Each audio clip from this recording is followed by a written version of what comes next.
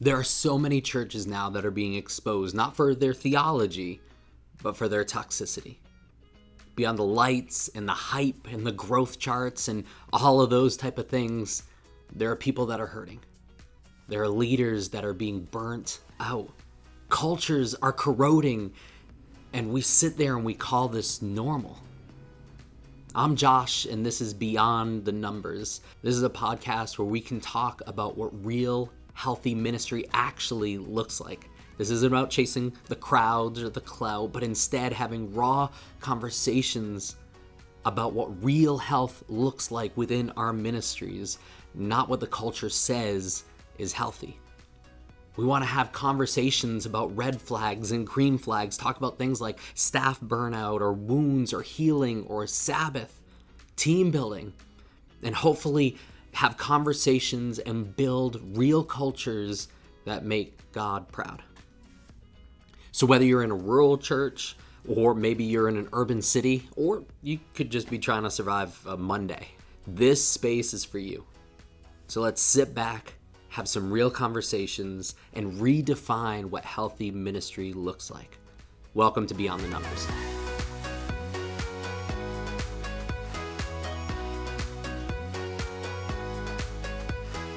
This is the very first episode, and if we were to call it anything, I guess we could call it, is this normal or is this healthy?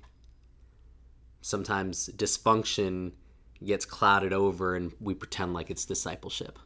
I remember sitting in a staff meeting many years ago, being cussed out and cut down. Not only me, but the others around me as well. Not because we had done something wrong, but because that was just the way the leader led. We were encouraged and even praised if we had spent 70 to 80 hours that week, every week, pouring into the church ministry. That's right, this wasn't a Fortune 500 company, this was a church where burnt out was almost praised and glorified because you gave everything you had. Yes, you might not have spent any time with your family. Yes, you might not be doing good mentally, health-wise, but you laid it all down for the week, and that's all that mattered. And if you didn't, well, then you were going to get reamed out. You were going to get flipped out on. And this was the norm. And sadly, at many churches, this becomes the norm. And it was all for the sake of growth. And I remember, at least in those moments, telling myself, well, not every church is perfect. I mean, it doesn't mean that they're necessarily wrong. They're just not perfect. And so I can't sit here and complain about this. I can't sit here and say that something's wrong. Why? Because the church is an imperfect thing. And what I didn't realize, at least I do now looking back, is that I was making excuses for the lies, for being berated, for the attacks, for the abuse. We were making excuses for it and allowing toxicity to wear a cross. I've served in the ministry for over 14 years, be it big budget churches, small town urban churches.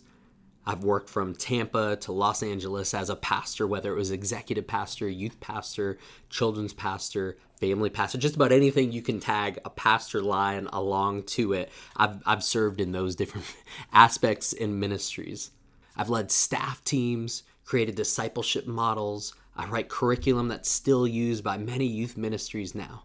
I've helped lead and build overseas missions trips. And throughout all that process, I've also been praised and been silenced. I've been burnt out, betrayed, and only through God, I've also been rebuilt. And through it all, one of the main things that I have realized is any culture, especially a toxic culture, will never change unless people stop making excuses for it. When I work with my students, I try to take, for those that are not going to pay attention, I try to take the main subject line, like one line from the message, and I say, if you remember anything from today, remember this, whether it's a scripture verse or a line that ties into the scripture verse or whatever. And so for you, my viewers, that you're already zoned out or whatever, if you remember one thing, remember this: what you tolerate will become your culture. I mean, for the longest time, I lied to myself, and I'm sure you have heard these excuses, whether you serve in a ministry, maybe you've been so burnt out you actually walked away from ministry, or maybe it's just a church that you're volunteering for or attending, that maybe you see some of these things, or you're asking yourself these questions and you keep on hearing one of the same excuses that I use being tossed around over and over. No church is perfect, and you just have to be okay with that. Guess what? That is not an excuse for emotional, spiritual, or systematic damage to happen. And yet that is what happens. We use that excuse and we continue on like everything is normal. I've also learned that through all this process, growth doesn't always equal health. Oftentimes the major factor that people use to determine whether their ministry or their church is healthy is attendance and finances. Now, don't get me wrong, those are good, but that becomes the main thing that we use to track the health of our ministry. How healthy is your church? Well, we have X amount of people attending. That's awesome. How healthy is your church? Well, we meet and exceed our budget every year, and every year we add on more and more. Again, that's great, but if those are the only things that we tie into the health of our ministry, there's no wonder why we have so many ministries that are toxic cultures. Growth doesn't equal health. In fact, oftentimes it masks the dysfunction that is really there within the system. I mean, you think about recently, even in the last few years, how many churches that were growing, that had amazing budgets, were exposed for the toxic culture their staff, their volunteers were just kind of boiling in. I want you to think about some of the major red flags that we sometimes ignore. Yes, I don't want this podcast to be focused on just the red flags, but it's important to start picturing these so that we can identify the real red flags that have and show us signs that there is an issue there. Maybe it's a leader that is hyper controlling. I'm not talking about leadering, but I'm talking about hyper controlling every aspect. Another big one that I often hear and that I've experienced myself and that I've lied to about myself oftentimes is when there is no rest or Sabbath available for the team. That's not to say on paper that they say that it's available. Oftentimes I've experienced that. No, you get these. Oh yeah, we give you these days off. But then when those days come up, it's like, well, there's a reason and an excuse. These are more voluntary. These are more, I'm not talking about on paper. I'm talking about, is this what is encouraged within your church, within your ministry? Or when there's wounds, are the wounds addressed and worked on and healed, or are the wounds silenced and pushed away?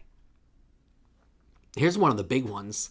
For many churches that I've interviewed for, talked with, and worked with, this is one of the biggest things I hear over and over. We have such a high volunteer turnover rate. Sometimes it could be due to other things, but a lot of times that is a sign that there's a deeper issue there. If volunteers don't want to stay around for a certain amount of time, then maybe there's a deeper wound or issue that needs to be addressed there.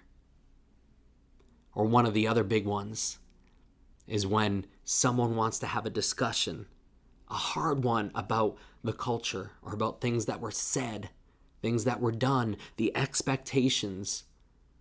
It gets pushed away and we're told, well, that's rebellion. You can't do that. We don't talk about that here. See, I think we've lost sight of what healthy ministry looks like. And truthfully, many of us only realize that there's an issue when we're limping away, wounded from the battle, bleeding out.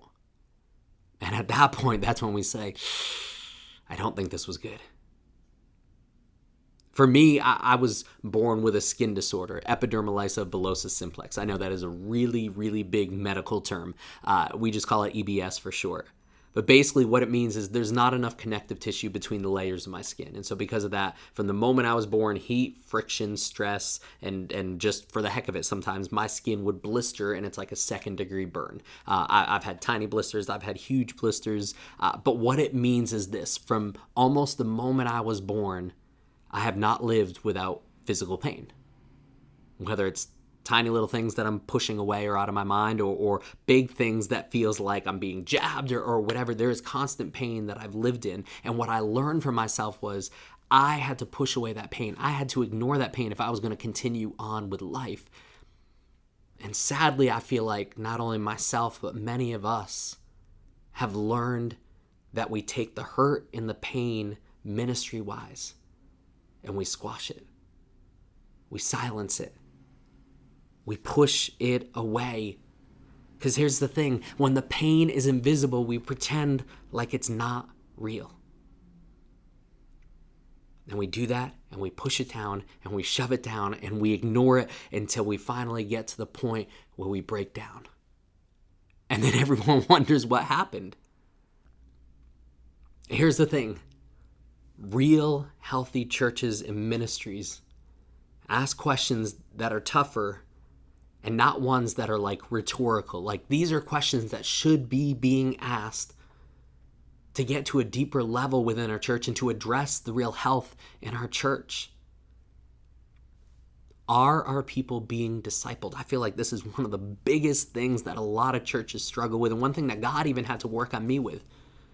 Are we a revolving door of people coming through, or are they actually being discipled? And most importantly, being discipled on how to be disciples and followers of Christ, not of the pastor. Are our leaders healthy? Like, really healthy. Not are they performing good? Not are they getting the numbers and all that kind of stuff, but are they healthy? Is our staff burning out? Or are they thriving? It kind of goes with the last one, but I never want to work for a church or have people under me that aren't thriving. I don't want them to feel like they got through the end of like a semester by the skin of their teeth and they're like, I need a break. I want them to be thriving. I want them to walk into whatever ministry that we're running, excited to be there, happy to be there. Why? Because they are growing as much as they are pouring out, and it's a place where they feel accepted and affirmed, and they are feeling joy just being there. Here's a big one. I think a lot of churches should be asking themselves this to really understand if we are a biblical, healthy church, and that is our church shaping the culture, or is our church entertaining the culture?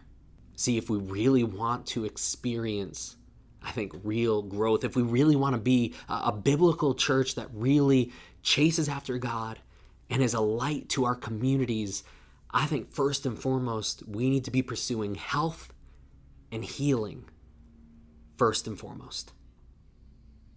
Healing starts when we start to identify what is unhealthy within our teams, within our staff, within the way that we run things. Healing also happens when we start to name out and call out the red flags for what they really are. I'm not saying everything has to be a red flag. The carpet does not match, the wallpaper or whatever. Sometimes people throw red flags on everything, but truly address the red flags that we see, that our staff brings up. Create a space for people to be able to tell the truth. Even if it's small conversations with your staff team. I mean, the question is, do they feel like they can actually share their hearts or what they're seeing or experiencing within the ministry, or do we feel like we constantly have to wear masks? And then with that, we invite people into a better culture. See, here's the thing. How can we help heal the community? How can we help show the community who God is and what God can do when we have staffs and teams and churches that are so unhealthy, the people that come in leave worse off than before they came in? I think one of the biggest things is that healing doesn't come from just exposure. There are names and places and reasons for exposing things, and I'm not against that. But if all we do is expose and then just kind of leave it there, then we've failed. We've only done 50% of the work. Why? Because healing needs to take place. Real healing doesn't come from exposure. It comes from reconstruction. And most importantly, reconstruction allowing God to be that center and that foundation. So in this podcast, we're going to talk about some of the hard things. We're going to address staff health, Sabbaths, What does rest really look like? What should leaders truly do, and how should they lead the best that they can? And talking about this stuff is great, but I feel like sometimes all we can do is talk about it, and then everyone leaves going, well, it's great that we talked about it, but like, what now? And so because of that, I want this podcast to also be practical. I want there to be steps that we can take, actions that we can walk away with, whether it's just a question we ask ourselves or our team or our church, or whether there are things that I could be doing today that help me start making that change, tools that allow us to start shifting that culture, even if we're not the big gatekeeper of that culture. So what's the big takeaway from today? I mean, I basically painted in broad strokes, kind of casting vision for the reason that I see this necessary, and some of my brief experiences and why we need a healthy church culture. And while that's great, it's a very broad stroke. It's a very vague overview of what we're going to be talking about in this series. So what can we walk away with today? What if you ask yourself one or maybe all of these questions, but you're honest with yourself? Well, one thing I would suggest is journaling. And I know not everyone is a writer. Not everyone wants to write down everything. I was one of those people for the longest time. But I find like sometimes when I start journaling, when I start writing things down, like it really helps my thoughts focus a bit more. But even if you don't want to journal, I want to challenge you to ask these questions. Have I normalized something that is hurting me? I mean, that's one of the biggest questions. And you hear this from people so many times in relationships that they know they should have walked away from, and yet they normalized it. And looking back, they're like, I can't believe I normalized those things. I mean, you think about someone that is sick, and they get so used to the sickness that that is normal to them. When other people are like, no, that's not health.